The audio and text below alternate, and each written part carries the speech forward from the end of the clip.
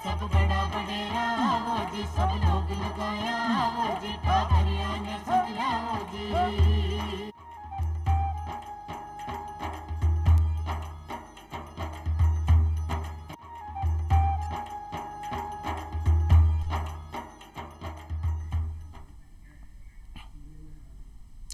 किसान भाइयों, ग्रामीण भाइयों, राम राम। किसान भाइयों, भारत आपनो कृषि प्रधान देश है और बिम राजस्थान एक विशेष तौर कृषि प्रधान प्रदेश है। आपनी खेती बाड़ी को व्यवसाय है। कई बार आपने मानसून आगे पीछे हो जा या मानसून कमजोर हो जा तो अपन एक जीवन जीने को आधार रह जाए है पशुपालन। आपा चौकी तरह पशुपालन करा, बिको खान पान अच्छो रखा, बिको रख रखाव अच्छो रखा, तो वो पशु अपन अपनी आजीविका चलातो रहे और आपा अपनो जीवन आगे बढ़ाता रहा।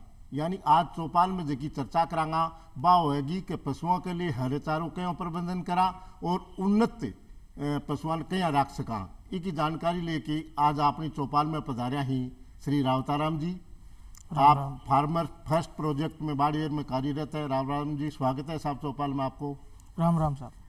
तो राम राम जी, आप यहाँ बात करा के किसान और पशुपालन, कई बार राजस्थान है भी कमा मानसून हल्को रह जा, कमज़ोर रह जा, तो पशुपालन व्यवसाय है। पशुओं की उन्नत देखभाल होवे तो हरे चारों को प्रबंधन, यानी हरो चारों के चीज़ है, इसकी जानकारी अपन राजस्थान के लोगों देनी है जी। भारत एक कृषि प्रधान देश है और कृषि और पशुपालन है दो ही एक सिक्के का ही पहिया है। और आपने वर्तमान में अंदर देखा है कि अपना जो पशुपालन है वह जो पशुपालन और अब मल्टीपल क्रॉपिंग सिस्टम है, जिस प्रकार से अपन ने देखा कि नर्सरियाँ औद्योगिकरण हो गया और फॉरेस्ट जंगल नष्ट हो गए और पुराने समय में जो घासें वगैरह थी वो भी नष्ट हो गई। इस वजह से उनका ह्रास होने के कारण पशुओं को पर्याप्त मात्रा के अंदर आहार नहीं मिल सकता। और एक बात देखें तो पशु के जो आहार है उसके अंदर सूखा चारा, हरा चारा और बंटा, इन तीन चीज़ों का समावेश होना बहुत ही आवश्यक है। और उसके अंदर अगर हरा चारा है तो उससे विटामिन की पूर्ति भी होती है और पशु का स्वास्थ्य भी अच्छा रहता है। हरा चारो कौन कौन सो है, यानी हरो चारो कौन कौन सी चीज़ें आप हरो चारे के रूप में माना, इसकी जानकारी देनी बहुत ज़रूरी है जी। हरा चारो है, नॉर्मली अपन बात करो हरे चारे के अंदर तो जैसे पहले जो हरा चारा है, ज्वार है, मक्का है, बाजरा का जो रिजगा बाजरी है, और वर्तमान के अंदर एक आप सब लोग किसान भाई भी जानते होंगे नेपियर बाजरा है और एजोला है। इन दो चीज़ों का प्रचलन भी बढ़ा है और पुराने समय से अपन रिजगा वगैरह ये तो अपन देते भी आए हैं। लेकिन एक नेपियर एक चारा एक ऐसा चारा है जो एक बार आपने लगा दिया तो 7-8 साल लगातार कटिंग देता है और पशुओं के लिए भी अच्छा गुणकारी है। अन्य ज्वार है, मक्का है, रिजगा है, वह भी हरे चारे के रूप में अपन प्रयोग कर सकते हैं। आप हरे चारे को जिक्र करियो, एक बार कई बार क्यों है कि हरो चारो कच्चो हरो चारो, जहाँ ज्वार है, बाजरो है, वो कई बार कच्चो हरो चारो है वो पशुओं नुकसान भी कर जाए। तो बीसी स्थिति में कौन सो कच्चो हरो चारो मानो जा और वो नुकसान क्या करे जा, भी नुकसान नहीं करे ये वास्ते पक्को हरो चारो दियो जा, इसकी जानकारी भी आपने देनी है जी। अपना जो पशु है उन जो पशुओं को जो अमूमन अपन क्या करते हैं, अगर अपने पशु को अंदर अपन अगर सूखा चारा देते हैं, किसान भाई क्या करते हैं जब उनके पास चारे की उपलब्धता रहती है तब वो पशु क्या करते हैं, किसान भाई उस चारे की उसके पशु को देने की मात्रा है वो बढ़ा देते हैं। मात्रा बढ़ा देने से और अचानक उसकी डाइट चेंज हो जाने के कारण उन पशुओं के अंदर अन्य प्रकार की समस्या देखने को मिलती है, आफरा भी देखने को मिलता है। लेकिन जो हरा चारा है आपने जो बताया, हरे चारे के अंदर जो पॉइजनिंग है, जो जब नॉर्मल अवस्था के अंदर अब जो हरा चारा है पूरा परिपक्व अवस्था में नहीं जाता, जब डंठल पूरा नहीं बन जाता उससे पहले काटना नहीं चाहिए।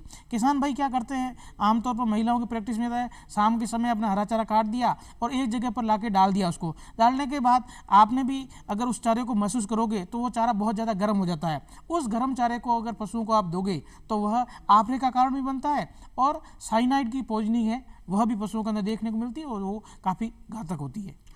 तो पशुपालक भाइयों, रावताराम जी आप बात बताइए कि कच्चो हरो चारो, चाहे कच्चो बाजरो हो चाहे कच्ची ज्वार हो, बा अगर आप कच्ची पशुआन डाल देंगा तो बा फायदे की बजाय नुकसान कर जाएगी।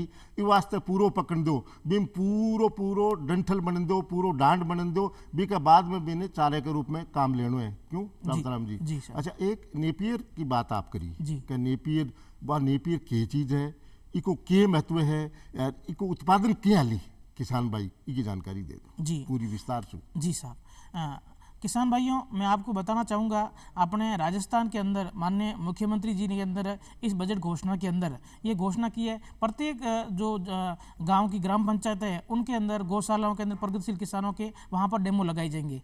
जो नेपियर घास है, एक यह बहुवर्षीय घास है। यह घास ऐसी घास है, अगर एक बार इसको आपने बीज के रूप में या डंठल के रूप में आपने एक बार लगा दिया तो वह 7 या 8 साल तक लगातार कटिंग देती रहेगी।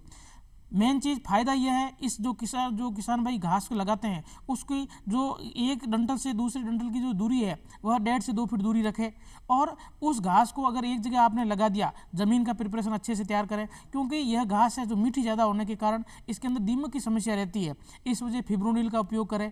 और इस घास को अमूमन जो किसान भाई अपने घरों के अंदर बड़े फुहारे रहते हैं उस फुहारे का प्रयोग न कर अगर मिनी फुहारे हैं या ड्रिप के द्वारा आप करोगे तो इसका उत्पादन भी है वो बहुत ज़्यादा होगा।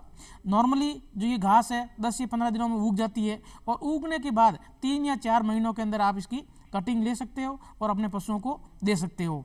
और जब कोई किसान भाई अपना और भी इस नेपियर घास को लगाने के बाद एरिया भी बढ़ाना चाहे तो उसके लिए वह अपनी जो डंठल है उसको पूरा परिपक्व को तैयार कर ले और उसके बाद उस एरिया को आगे बढ़ा भी सकता है, क्योंकि इसके अंदर प्रोटीन की मात्रा ज़्यादा होती है, इसलिए पशु है वो बड़े चाव से खाते हैं। गाय है, भैंस है, भेड़ है, बकरी है, वह भी पशु आराम से खाते हैं। लेकिन किसान भाइयों प्रैक्टिस ये करनी चाहिए कि आपकी जो घास है उस घास को पहले काट लिया, काटने के बाद मशीन जो कूतर मशीन है जो गाँव के अंदर अवेलेबल रहती है, वर्तमान के अंदर इलेक्ट्रिक मशीनें भी आ गई है, उससे चॉपिंग कर दें और उसके बाद सूखे चारे के अंदर मिला के आपको पशु को देंगे तो बड़े पशु चाव से खाएंगे और दूध के अंदर उत्पादन भी इससे बढ़ेगा। तो रावताराम जी आप बात बताइए, पशुपालक भाइयों के नेपियर घास है जो को बहु साल तक चाले, यानी 8-7 साल तक वो घास चाल जा, बिन काट लो, काम ले लो, फिर उग जावे, फिर काट लो, इस तरीके से लो तो भी का उत्पादन में जो लागत है वह बहुत कम पड़ेगी और वो बहुत अच्छो फायदो देगा। ये वास्ते नेपियर घास को अपन उत्पादन करनो है। आगे बात आवे रातराम जी, एक एजोला की खेती भी हुए जी आ की चीज़ है एजोला, और क्या लाभदायक हुए, क्या एक उत्पादन लियो जा सके और क्या की खेती करी जा सके। जी किसान भाइयों, आपने देखा होगा, आपने एजोला एक अपने आप में एक नई खेती है, आपने शायद पहली बार सुन रहे होंगे। आपको अपने नज़दीकी किसी भी कृषि विज्ञान के अंदर, कृषि विश्वविद्यालय, उनकी आपको वहाँ पर विजिट करना चाहिए। विजिट करने के बाद आप देखोगे गांव के अंदर पुराने समय के अंदर जिस प्रकार से जो कुएँ होते थे, बेरे होते थे, उसके अंदर कमोद दिखती थी, उसी की तरह देखने वाली है एजोला। वैसे तो एक फरन है और वह पानी के ऊपर ग्रोथ करती है। इसको बनाने का तरीका ये है कि गाँव के अंदर जिस प्रकार से खेली बनाई जाती थी, 10 फीट लंबी खेली बना ली और 4 फीट चौड़ी और 2.5 फीट लगभग इसकी ऊंचाई, वो लेने के बाद इतनी आपको ये क्यारी बनानी है। क्यारी बनाने के बाद 2 या 3 तगारी आपको ताज़ा गोबर लेना है और 3 या 4 तगारी आपको मिट्टी लेनी है। मिट्टी से लेने के बाद इसका ये कल्चर बन गया। फिर आपको किसी भी कृषि विज्ञान केंद्र है या अन्य किसी भी संस्था से वहाँ पर इसका एजोला का कल्चर लेके आना है। कल्चर लाने के बाद उस पानी के ऊपर डाल देना है, लेकिन ध्यान रहे वो पानी आपका मीठा होना चाहिए। अगर खारा पानी हुआ तो उसकी ग्रोथ है वो नहीं होगी। और फिर 10 या 15 दिनों में आप देखोगे वह पूरी क्यारी है पूरी भर जाएगी। और डेली आधा किलो आपने ले लिया, आधा किलो लेने के बाद उसको एक कपड़े के ऊपर सुखा दिया और सुखाने के बाद आप पशुओं को देंगे तो शुरुआत के अंदर हो सकता है आपका पशु एजोला को नहीं खाए, क्योंकि वो गोबर और उसका मिक्सर है तो उसको सुगंध भी आए, और धीरे धीरे इस पशु के अंदर हैबिट बन गई तो खाने लगेगा। तो उसके अंदर पशुओं के अंदर नॉर्मली रिपीट ब्रीडिंग की जो समस्या रहती है, बार बार जो पशु उतर का आता है या पशु हीट के अंदर नहीं आता और दूध के अंदर फैट की मात्रा है वह भी इससे बढ़ती है। निसंदेह रूप से किसान भाइयों एजोला एक अच्छी तकनीक है। एक बार इन्वेस्टमेंट आपने कर दिया, बाद के अंदर कोई खर्चा नहीं है, और आपके जो दाले की कमी है लगभग एक किलो दाले की जगह आप आधा किलो एजोला ऐड कर लोगे तो उसका आपका कॉस्ट भी कम पड़ेगा और उससे फायदे भी बहुत सारे आपको देखने को मिलेंगे। कई बार गाँव में जावा पशुपालक भाई या किसान भाई से बात करा तो कहीं की लागत बहुत ज़्यादा आ जाए, एक माँ तो खर्चो ज़्यादा आ जाए। इसी स्थिति में क्यों है कि लागत कम आवे, कीटनाशक को कम से कम उपयोग होवे, वो तरीकों भी थोड़ा किसान भाई यानी या पशुपालक भाई बता दो ताकि आसानी से खेती हो जाए। जी किसान भाइयों, मैं आपको बता दूं कि वर्तमान समय के अंदर आपने जिस प्रकार से पहले हम जो पुराने समय से खेती करते थे, राजस्थान गवर्नमेंट और भारत सरकार की तरफ से भी एक प्राकृतिक खेती की तरफ मुहिम बढ़ा है और उसकी तरफ रुझान भी बढ़ने लगा है। वर्तमान के अंदर आप सब ने देखा होगा पहले हम बहुत ज़्यादा मात्रा के अंदर केमिकल यूज करते थे, फर्टिलाइजर यूज करते थे, उसके कारण क्योंकि पहले हमारे पास उत्पादन कम था तो अनाज को बढ़ाने के लिए हम उन चीज़ों का उपयोग करने लगे। अभी अपने अनाज के उत्पादन में भी कोई कमी नहीं है और उस वजह से इसके जो साइड इफेक्ट है हमारे स्वास्थ्य पर भी देखने को मिले हैं। तो किसान भाइयों, आप अब धीरे धीरे, एक साथ तो मैं नहीं कहूँगा, आप जैविक खेती या प्राकृतिक खेती पर अपना जो खेत का आधा हिस्सा है उसको आप जैविक प्राकृतिक खेती की तरफ बढ़ोगे तो उससे फायदा होगा। अब प्राकृतिक खेती क्या है? प्राकृतिक खेती के अंदर आपको गाय का गोबर है, गोमूत्र है और उन चीज़ों का आपको यूज़ करना है फर्टिलाइजर के रूप में। जैसे नॉर्मली दीमक की समस्या रहती है तो खींप है, आंकड़ा है, धतूरा है, इनको आप चॉप कर लिया, चॉप करने के बाद एक ड्रम के अंदर डाल दिया और फिर इसका स्प्रे कर दिया तो इसके स्प्रे से जो कीटनाशक है उनका उपयोग कम हो गया। और आप जो DAP या यूरिया जो उपयोग करते हैं, अपने नॉर्मली किसान भाइयों का ट्रेडिशन ये रहता है मेरे पड़ोसी ने 4 कट्टे डाले तो मैं 5 कट्टे डालूंगा, मेरा उत्पादन बढ़ेगा। लेकिन आपको उस 1 बीघा जमीन के अंदर कितनी यूरिया की आवश्यकता है, कितनी DAP की आवश्यकता है, अपने मिट्टी और पानी की जांच है वो अवश्य करा लें और उसकी कृषि विशेषज्ञों की सिफारिश के अकॉर्डिंग आप उर्वरक करोगे, यूज करोगे तो निसंदेह से कम भी होगा और धीरे धीरे आपको प्राकृतिक खेती की तरफ भी अपना रुख बढ़ाना चाहिए। अच्छा, एक आपा प्रबंधन करा, आहार को प्रबंधन करा, एक साधारण पशु अभी को आहार को प्रबंधन, एक दुधारू पशु जो को दूध दे रहे है बिक के आहार प्रबंधन में के फर्क हुआ है और दुधारू पशु को आहार प्रबंध अच्छो के तरीके से करियो जा सके, इसकी जानकारी देनी है। जी किसानों, आपको मैं बता दूं कि अपने नॉर्मली आपको भी इसका ध्यान में नहीं होगा कि पशु के अंदर आहार के अंदर बांटा कितना होना चाहिए। नॉर्मली अगर कोई भैंस अगर 3 किलो दूध, कोई गाय है वो 3 किलो दूध दे रही है तो उसके लिए 1 किलो बांटा की आवश्यकता होती है और कोई भैंस है 2 किलो दूध दे रही है तो उसके लिए 1 किलो बांटा की आवश्यकता होती है। और 1 किलो आवश्यकता उसके मेंटेनेंस की, उसके स्वास्थ्य की देखभाल के लिए, नॉर्मली क्रियाकलापों के लिए आवश्यकता होती है। अब आपका पशु, उसकी दूध की लिमिट कितनी है, कितना अपना दूध देता है, उसके अकॉर्डिंग आपको बांटा बनाना चाहिए।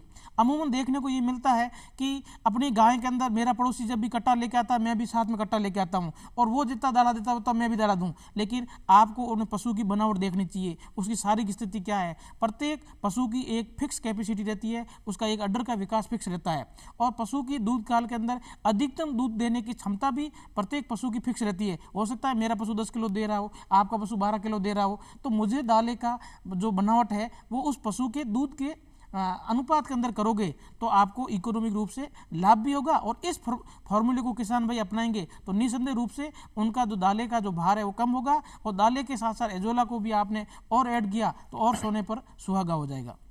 तो पशुपालक भाइयों, जमानो है विज्ञान को, है जमानो है तकनीक को।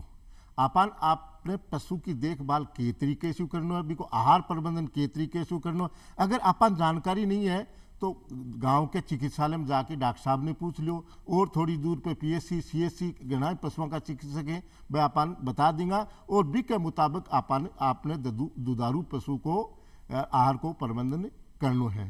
एक बार कई बार क्यों है, कई बार क्यों ज़्यादातर पशु बीमार भी हो जाए कि पशु बीमार नहीं हुए, बीमारी से रोकने के लिए पहले ही भी को टीकाकरण के तरीके से पशुपालक भाई ने करा लेना चाहिए ताकि बिन पशु की बीमारी को सामना नहीं करना पड़े। जी, ये एक कहावत है कि एक भी पशु छूटा तो टीकाकरण चक्र टूटा। अगर आपका जो टीकाकरण का अभियान है उसके अंदर जो नॉर्मली जो बीमारियां रहती है, आपने सबने गांव के अंदर देखा होगा, खुरपका का मुखपा बीमारी है, बहुत ही ज़्यादा मात्रा के अंदर पशुओं के अंदर फैलती है। ब्रुसेला है, BQ है, HS है, जो गलघोंटू बीमारी कहती है, और लंगड़ा बुखार है। ये अमूमन जो बीमारियां हैं वो काफ़ी फैलती है और इनके भारत सरकार के द्वारा माननीय प्रधानमंत्री नरेंद्र मोदी जी ने 2019 के अंदर एनिमल डिजीज कंट्रोल प्रोग्राम के तहत जो 2 मुख्य बीमारियां थी जैसे FMD खुरपका मुंहपका और ब्रुसेला, इनके लिए पूरे भारतवर्ष के अंदर इनको बीमारियों को कंट्रोल करने का एक अभियान चलाया था और उसके अंदर 2030 तक ये बीमारियां हैं जो अपने पूरे भारतवर्ष से इरेडिकेट करने का संकल्प लिया था। जिस प्रकार से पहले आपने भी देखा होगा मनुष्यों के अंदर माता नमक बीमारी थी, पोलियो थी, वह बीमारियां चली गई। तो किसान भाइयों, आपको भी अपने पशुओं के प्रति सतर्क रहना पड़ेगा और आपने टीकाकरण पूरा करवाया, सब के सब लोगों ने टीकाकरण की सहभागिता बनाई तो हो सकता है आने वाले समय में FMD और जो ब्रुसेला बीमारी है वह भी चली जाए। तो आपको भी टीकाकरण के अंदर पूरी अपनी भागीदारी निभानी चाहिए और टीकाकरण अपने पशुओं का अवश्य कराना चाहिए। अच्छा, एक पशु है जो स्वच्छ दूध दे, शुद्ध रूप से दूध दे, बी के लिए पशुपालक भाई किसान भाई बी को के तरीके से रखना के तरीके से भी रखवाली करे ताकि स्वच्छ दूध मिले अपन भी मिले और आप जगह तक पहुँचाओ बिन में शुद्ध और स्वच्छ दूध मिले इसकी जानकारी देगी। जी स्वच्छ दुग्ध उत्पादन है, इनमें 3-4 चीज़ों की जरूरत है ध्यान रखने। एक तो अपने पशु जो कोई बाड़ो है वो बिल्कुल स्वस्थ होना चाहिए, वातावरण भी बिल्कुल स्वस्थ रहना चाहिए, डिसइंफेक्टेशन से बिल्कुल इन्फेक्शन करना चाहिए, कीड़े हैं मकोड़े है जवे है वगैरह है इस प्रकार की भी वहाँ नहीं होनी चाहिए। और अपना जो पशु है जो दूध निकालते हैं उस समय जो ग्वाला है उसका भी स्वस्थ रहना बहुत ज़रूरी है। अपन क्या करते हैं अपने पशु को बड़ा साफ सुथरा रखते हैं, लेकिन जो बड़ी बड़ी डेयरियाँ होती है वहाँ पर वर्कर का मैनेजमेंट ढंग से नहीं होता है, उस वजह से भी अगर जो ग्वाला दूध निकालने आ रहा है वो स्मोकिंग कर रहा है या अन्य किसी टीबी या अन्य किसी बीमारी से ग्रसित है तो उसका भी अपन को चेकअप करना बहुत ज़रूरी है। और तीसरी जो चीज़ आती है वो है फिजिकल यूटेंसिल जो अपन यूज़ करते हैं, जो रस्सी है जो बाल्टी है या अन्य जो भी अपन यूज़ करते हैं उनको भी अच्छे से सैनिटाइज कर ले, अपने हाथ अच्छे से धो ले और दूध निकालने से पहले उस थन को भी अच्छे से साफ कर ले। और ये भी किसान भाइयों ध्यान रखना चाहिए, अमूमन अपन पशु का जस्ट दूध निकालने के बाद पशु को बैठने नहीं दिए, क्योंकि पशु को दूध निकालने के बाद उसके जो थन होते हैं उसके छिद्र होते हैं वो खुले रहते हैं, वो अचानक पशु नीचे बैठ गया तो उसके जो इन्फेक्शन अंदर चला जाएगा और उससे गाँवों के अंदर एक नॉर्मली जो बीमारी है थनेला जो मैस्टाइटिस कहते हैं इससे काफ़ी नुकसान भी होता है और पशुओं के अंदर थन के अंदर खून आने लग जाता है, फिर एक थन खराब हुआ फिर चारों थन खराब हो जाते हैं। तो इसका भी आप मैनेजमेंट करोगे तो निसंदेह रूप से आप स्वच्छ दुग्ध उत्पादन भी करोगे और अपने पशु का स्वास्थ्य खुद का स्वास्थ्य भी अच्छा रहेगा। अच्छा, अब गर्मी को मौसम बढ़ते जा रही है, गर्मी की ऋतु आगे आ रही है, इसी ऋतु के माँ एक पशुपालक भाई किसान भाई आपके पशुओं को रख रखाव बाको ठाण बाको रहने को राड़ो वो के तरीके से करे ताकि बिन गर्मी में पशु बीमार नहीं हो जा, दूध में उत्पादकता कम नहीं हो जा, इसकी जानकारी देनी है। जी किसान भाइयों, अभी जो समय है गर्मियों का समय अचानक आने वाला है, उस समय के अंदर आपको अपने पशुओं की जो चराई है वह सुबह जल्दी या शाम को लेट करानी है।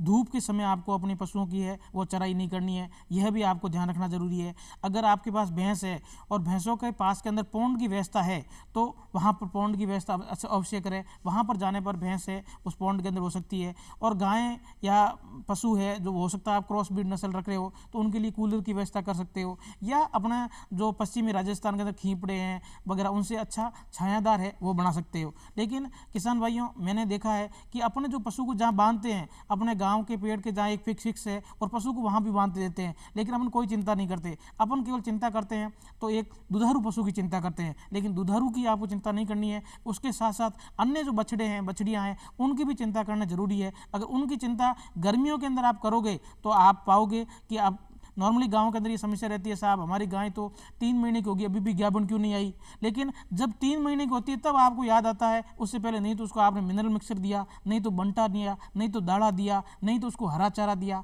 फिर वह पशु कैसे आपका समय पर गर्भकाल होगा। और इससे किसान भाई है काफ़ी मात्रा में नुकसान पर कर लेते हैं, क्योंकि किसान भाई केवल दुधारू पशु पर ध्यान देते हैं और ड्राई पशु पर ध्यान नहीं देते, और वो जाके और उसका बोझ वैसे ही वो उठाते रहते हैं। तो उन चीज़ों का आप समावेश करोगे और गर्मियों के अंदर अच्छी प्रबंधन करोगे तो आपका पशु है वह बीमार भी नहीं पड़ेगा और ये समस्या भी नहीं आएगी। रावताराम जी, बरसात को मौसम हुआ है, बरसात के मौसम में जो हरो चारो आपा जाला ज़्यादा बरसात हो वीडियो है बी हरे चारे में एक आपा दूसरे साधारण तरीके से तैयार करे भी फर्क हुआ है।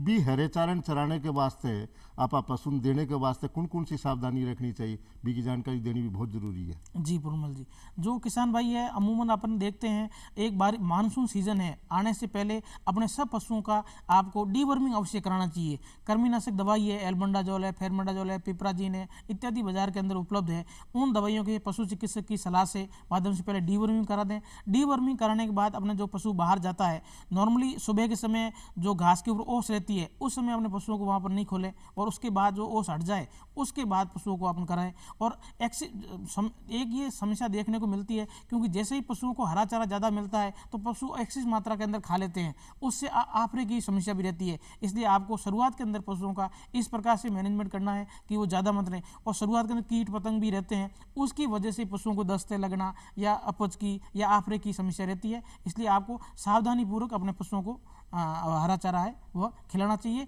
लेकिन उसमें ये भी आपको ध्यान रखना चाहिए पशु को सूखा चारे की आवश्यकता उस समय उतनी भी रहती है और दाले की भी आवश्यकता उतनी भी रहती है, उसकी भी मात्रा आपको कम नहीं करनी है, क्योंकि हरे चारे के अंदर लगभग 70-80% मॉइस्चर होता है और उससे पशु को एनर्जी देने के लिए जो रफेज होता है, सूखा चारा है, उससे फैट बढ़ता है और हरे चारे से दूध का उत्पादन बढ़ता है। अगर आप फैट की मात्रा लेनी है तो आपको सूखा चारा है वो अवश्य उसके अंदर शामिल करना चाहिए। अच्छा, एक बार कई बार आप गाँव में जावा या शहर में भी देखा कि जितने गाय भैंस अगर दूध दे रही है बीती देर तो बिकी बहुत रख रखाव अच्छो करो, दूध नहीं दे रही है तो बिने खोल दो और बाहर निकाल दो। इसी स्थिति में आप लोग पशुपालक भाई यानी पशुओं की देखभाल हमेशा के तरीके से अच्छी करें, क्योंकि दूध नहीं दे रही है तो बाबू दूध देगी के दिन के तो भी स्थिति में भी को यानी महत्व सम्मान रहे, इसकी भी जानकारी आपने देनी है। जी पूर्णमल जी, मैं किसान भाइयों आपको बता दूं, अगर सबसे ज़्यादा कोई किसान के अंदर गलतफहमी दिमाग के अंदर रहती है तो वह ये रहती है मेरा पशु जब 4 साल का हो जाएगा, जब 5 साल का हो जाएगा तब वह पशु गाभिन योग्य होगा। लेकिन पूर्णमल जी आपको बता दूं, लेकिन सबसे बड़ी विडंबना यह है पशु का साल का कितना हुआ है उस पर डिपेंड नहीं करता। पशु ने जब 350 किलो वजन वो ग्रहण कर लेगा, चाहे 2.5 साल के अंदर वो 350 वजन किलो ग्रहण किया उसने, चाहे 4 साल का तब किया उसने 350 किलो वजन किया, 350 किलो किसी पशु का वजन हो जाता है तब उसकी बच्चेदानी, शरीर के ऑर्गन वगैरह सब डेवलप हो जाते हैं, तो वह पशु ऑटोमेटिक है हीट में अंदर आ जाता है। जो अच्छे किसान है, अच्छे पशुपालक भाई है, जो अच्छे से प्रबंधन करते हैं, तो उनको हम पूछते होंगे, अब मिलते हुए देखते होंगे तो वो कहते हैं साहब हमारी तो बिल्कुल बछड़ी 2.5-3 साल की होती है तब गाभिन हो जाती है। लेकिन जो नॉर्मल किसान भाई है, अमूमन किसान भाई है, वह इस चीज़ को नज़रअंदाज करते हैं, उसको आर्थिक खामियाजा है वो भुगतना पड़ता है। इस वजह से पशुओं को समय समय पर डीवर्मिंग कराएं। मिनरल मिक्सर है, इसके बारे में बहुत यूरिया मिनरल मिक्सर एक ब्लॉक भी आता है जिसे पशु की चॉकलेट भी कहते हैं, और वह भी उसके अंदर समावेश करना जरूरी है। क्योंकि आपने देखा होगा किसान भाइयों, आपका पशु जब आप बाहर छोड़ते हो तब वो पशु क्या करता है, बोतल भी खाने लग जाता है, किसी का जो चप्पल भी खाने लग जाता है, खूंटे को भी चाटने लग जाता है। उसको उसका शौक नहीं है, वो ऐसा इसलिए कर रहा है क्योंकि उसके अंदर मिनरल की डेफिशिएंसी है, कैल्शियम, फास्फोरस, मैग्नीज, उसकी पूर्ति के लिए आपको बाजार के अंदर मिनरल मिक्सर है वो ला के देना चाहिए। हो सकता है कुछ पशुओं के अंदर आयोडीन की कमी से गलगंड जो है, गांठें बन जाती है, तो उसके अंदर जो बढ़िया, तो मैं नहीं कहूँगा आयोडीन वाला 20 किलो वाला नमक दो, तो बाजार के अंदर नॉर्मली कट्टे वाला जो नमक है उसका भी आपको समावेश अवश्य करना चाहिए, ताकि इन समस्याओं से निजात मिल सके और आपका पशु बिल्कुल स्वस्थ रहे। और समय पर अगर आपका पशु हीट में अंदर आएगा और गर्भकाल रहेगा, और जितना पशु का बीच का जो ड्राई पीरियड है वह जितना कम रहेगा उतना ही किसान को ज़्यादा फायदा होगा। रावताराम जी, पशुपालन का मुख्य 3, 4 या 5 आयाम कौन सा ही बाकी जानकारी आप अपने पशुपालक बयान दे देंगे तो वह भी के हिसाब से पशुपालन करेंगे तो बन अच्छा फायदा होगा, वो दे दीजिए। जी किसान भाइयों, आपको एक अच्छा उन्नत पशुपालन या एक मैं कहूँ वैज्ञानिक ढंग से पशुपालन करना है तो उनके अंदर 3-4 बातों का आपको विशेष ध्यान रखना चाहिए। जब आप अपना पशु खरीदते हैं तो उस समय आपके पशु की नस्ल है वह बहुत अच्छी होना जरूरी है। वह नस्ल दुधारू हो, वह नस्ल अच्छी हो, वह नस्ल उच्च गुणवत्ता युक्त हो। उस वजह से देखते समय थार पारकर गाय आपने ले ली या गिर गाय ले ली या कांकरेज ले ली तो बिल्कुल अच्छी नस्ल होनी चाहिए, दुधारू नस्ल होनी चाहिए। हो सकता है आपने सिलेक्शन करते समय अपना पशु है वह अच्छा पशु नहीं किया, नॉन डिस्क्रिप्ट पशु आपने सेलेक्ट कर लिया, तो वहाँ भी आपने अगर चूक कर दी तो आपका उत्पादन है वह भी अच्छा नहीं होगा। दूसरा मैं आयाम की बात करूँ पशु का है आवास व्यवस्था। नॉर्मली किसान भाइयों मैंने देखा है गर्मियों के अंदर, सर्दियों के अंदर, बारिश के अंदर, तीनों सीजन के अंदर पशु की अलग अलग आवास व्यवस्था चाहिए और अपन उस चीज़ के ध्यान नहीं देते हैं। सर्दियों के अंदर मैं अमूमन जब अपन देखते हैं किसान भाई, जो गाय दूध देती है उसको हम अंदर बांधते हैं, जो बछड़ा है सब बछड़े हैं उनको सब बाहर बांधते हैं, लेकिन उस समय भी उनकी आवास की प्रबंधन है आपको अच्छे से करना जरूरी है, क्योंकि सबको पशुओं को सर्दी लगती है, सर्दी से बचाव के लिए आप कपड़े से ढक सकते हैं। तो आवास भी एक ऐसा पहलू है, वह भी उन पशुओं के अंदर अच्छा घटक महत्वपूर्ण है। इस वजह से आपका बाड़ा साफ सुथरा होना चाहिए, मच्छर वगैरह नहीं हो, इस चीज़ का भी आपको विशेष रूप से ध्यान रखना चाहिए। अब तीसरे में आयाम की बात करूं वह है आहार व्यवस्था। आहार व्यवस्था के अंदर पशुओं के अंदर आहार व्यवस्था के अंदर मुख्यतः 3 घटक होते हैं, सूखा चारा, हरा चारा और बांटा। यह 3 चीज़ों को भी आपको अवश्य ध्यान रखना चाहिए और वह भी पशु की अवस्था क्या है। अगर गाभिन पशु है तो मैं ये नहीं कहता कि गाभिन पशु को भी आप 3 किलो बांटा दो, लेकिन कम से कम आधा किलो उसको जो उसके शरीर की मेंटेनेंस के लिए चाहिए वह उसको देना चाहिए। दुधारू पशु को ज़्यादा देना चाहिए, तो उसके अकॉर्डिंग पशु की शारीरिक बनावट और उसकी आवश्यकता के अकॉर्डिंग है आपको जो बांटा है वह भी अवश्य देना चाहिए। और चौथा पहलू है वह है पशुओं का स्वास्थ्य प्रबंधन। स्वास्थ्य प्रबंधन के अंदर एक महत्वपूर्ण घटक है वह है टीकाकरण। आपको सबको बता दिया किसान भाइयों मैंने, FMD है, BQ है, HS है, इन सब बीमारियों का, और थाइलोरिसिस, इन सब बीमारियों का आपको टीकाकरण अवश्य करना चाहिए। और अगर टीकाकरण आपने करवा दिया है और उसके बाद आता है पशुओं के अंदर डीवर्मिंग, चीचड़े, जुएँ वगैरह है, उनका भी आपको ध्यान रखना चाहिए। रखना चाहिए। रावताराम जी, आप चौपाल में पधारा, पशुपालन की अच्छी तकनीक बताई, इसके लिए आपको बहुत बहुत धन्यवाद। आज अपनी चौपाल को टेम अठई खत्म हुआ, चला। राम राम साहब। राम राम साहब।